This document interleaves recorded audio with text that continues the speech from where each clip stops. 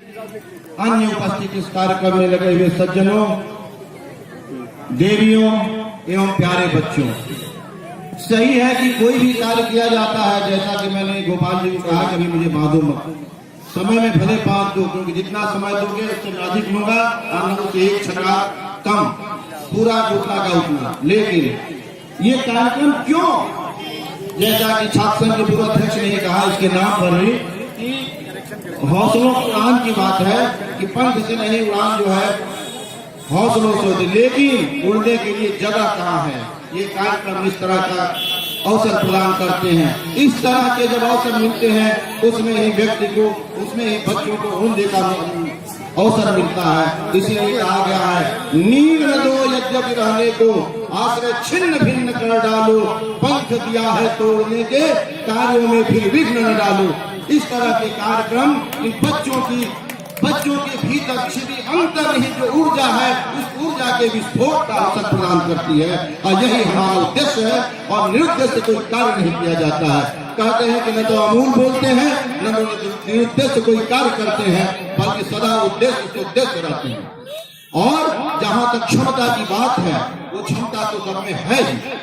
कोई गलती हो सकती है इस तरह कार्यक्रमों में, कुछ अच्छाई होगी, लेकिन इन्हीं ध्वंसात्मक रचनात्मक क्रियाओं के मत शक्ति समेत चैतन्य का प्रादुर्भाव होता है, जो व्यक्तित्व के विकास के लिए साधक होता है। और कहीं भी उसमें जीवन में उसकी बाधाएं उसको रोक नहीं पाती हैं, क्योंकि अगर हमने कहा दिया है कि अलविदा असफलताओं, अगर हम सदा प्रत्येक स्थिति में विजयी का भाव लिए हैं तो विजयी भी रहेंगे। प्राप्तुम उपासिता हृदय न अपराजित, हृदय से ही अपराजित और पराजित व्यक्ति होता है, तो हृदय अपराजित, हृदय से अपराजित होने की बात आती है। और हम हैं, सत्य तो है ही। इसमें मैं जो है ऋग्वेद के पुरुष सूक्त का एक मंत्र है, कहा नाप्यासीद अंतरिक्ष गुम सृष्णो देव समवर्तता पथ्याम भूमि दिशः श्रोता तथा लोकान अकल्पयन्।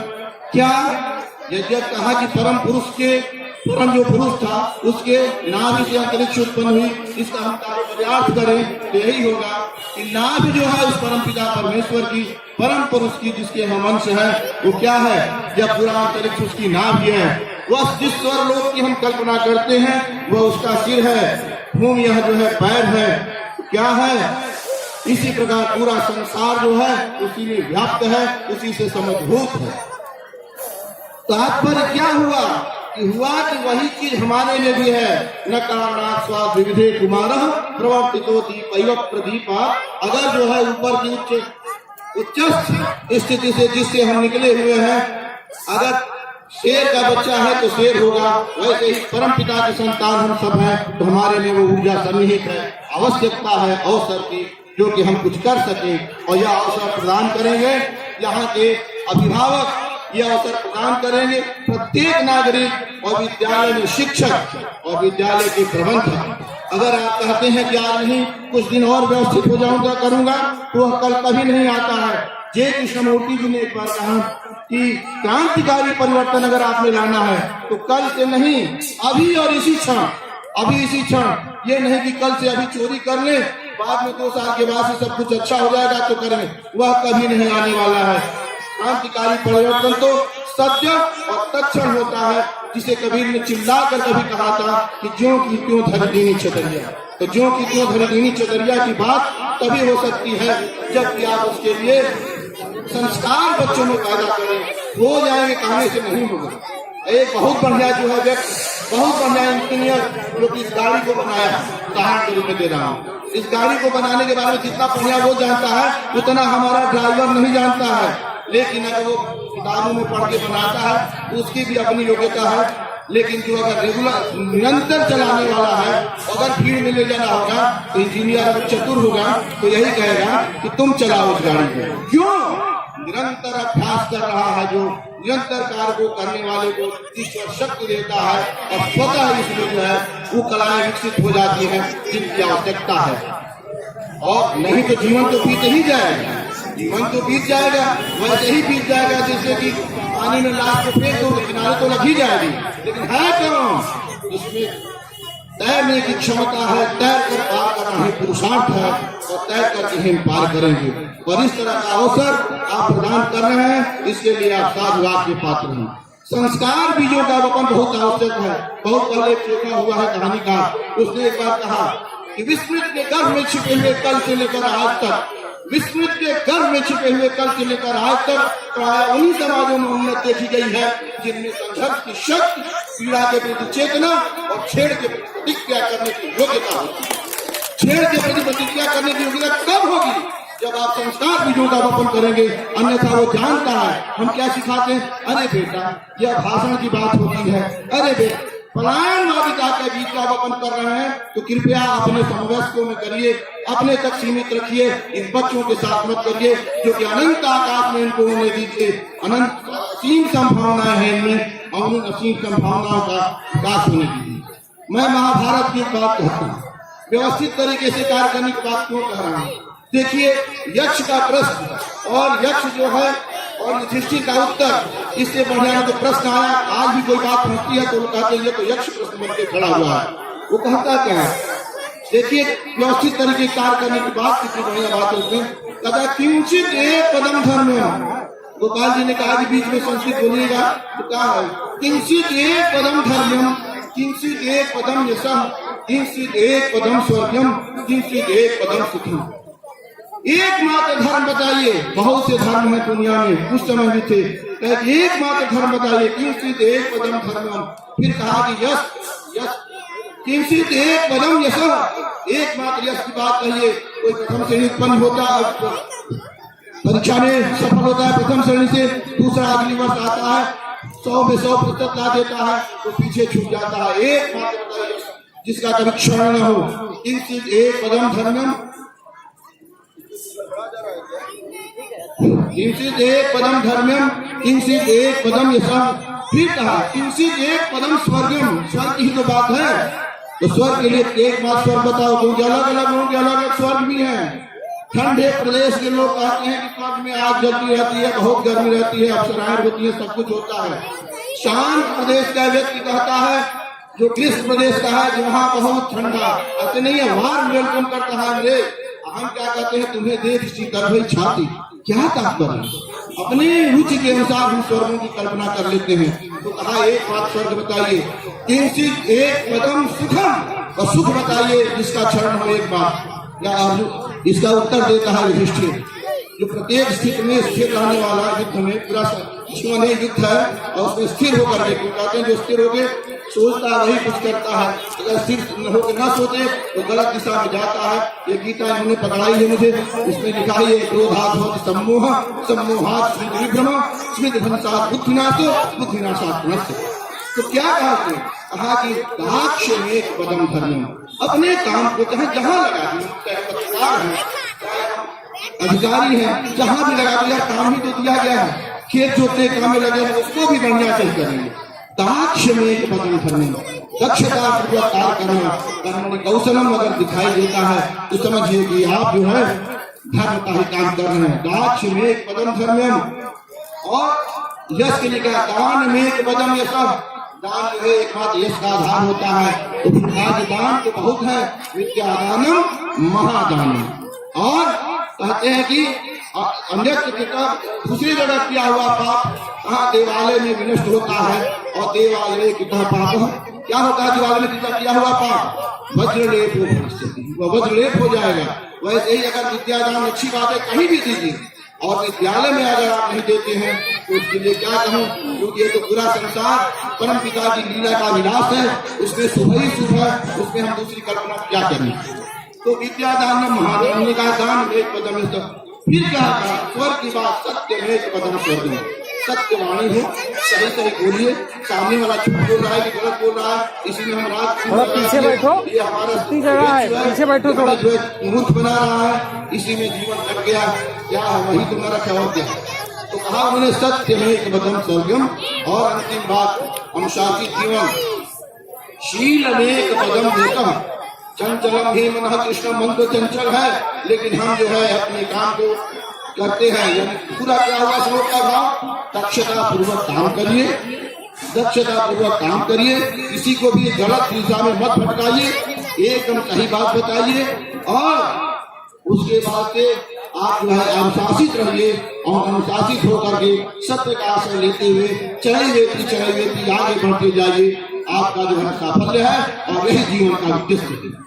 यही बात मैं यहाँ कहने के लिए खड़ा हुआ हूँ, क्योंकि अगर मैं यहाँ आकर के केवल साल ओढ़ करके चले जाऊँ क्या है, लेकिन ये साल बहुत बड़ी चीज है। ये सम्मान और ये पुरस्कार ट्रायल एंड एरर, वो कहते हैं एरर मेथड की बात जो सुनते हैं, मैंने कहा पुरुषात्मा के मृतनात्मक क्रियाओं के बीच शब्द समेत चैतन्य निश्चित रूप से होता है। बच्चे जब ये पुरस्कार पाते हैं तो साइकोलॉजिकल सपोर्ट, मानसिक समर्थन प्राप्त होता है और वह मानसिक समर्थन उनके व्यक्तित्व को आगे बढ़ाता है। बच्चे देखते हैं लोग आने वाले कौन कैसे बोल रहा है, किसकी कौन सी बात अच्छी कही जा रही है, किस बात की निंदा की जा रही है। आप क्या समझते, अनायास उन चीजों को सीख जाता है जो सायास प्रयास से वो नहीं सीखता है, अनायास सीखता है। तो संस्कार बड़े बलवान होते हैं। अगर बलवान नहीं रहते तो मछली पानी में तैर के पार हो जाती। पड़वा के कल पैदा हुआ है भाई, भैंस का पड़वा जमीन पर चलता है, जो मछली उसी की जरूरत, वो तैर कर पार हो जाता है और मुझे याद दो तो मैं डूब जाऊंगा। मुझे सब कुछ आता है लेकिन पड़वा से फिर भी मैं पीछे हूँ। क्या तात्पर्य है? योग्यता, एवरी पर्सन इज यूनिक, सबके पास है। अपनी योग्यता को पहचाने और किसी भी स्थिति में भया काम न हो, तभी न होगा जब आप ऐसा उदाहरण देंगे। एक बहुत पहले हुआ है, ये रॉबर्ट डाउनी, उसने कहा आई वाज एवर ए फाइटर। बहुत वो कह रहे हैं, अभी बैठा था रामचंद्र सिंह जी के बगल में, वो कह रहे थे कि आप एक बार फिर बुंदेलखंड में परेशान थे। हमने कहा बिल्कुल, लेकिन कोई बात नहीं, आई वाज एवर ए फाइटर।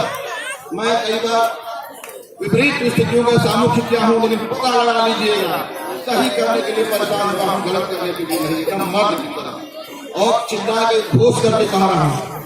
तो क्या है, आई was ever a fighter so one fight more best and last.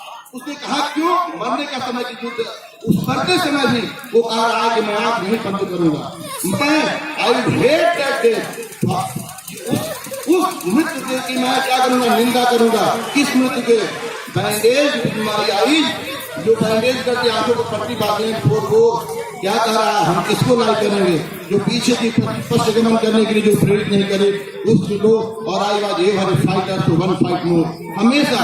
लेकिन बच्चों के लिए हर युद्ध है, मृत्यु की बात नहीं, उनके लिए the best not the last.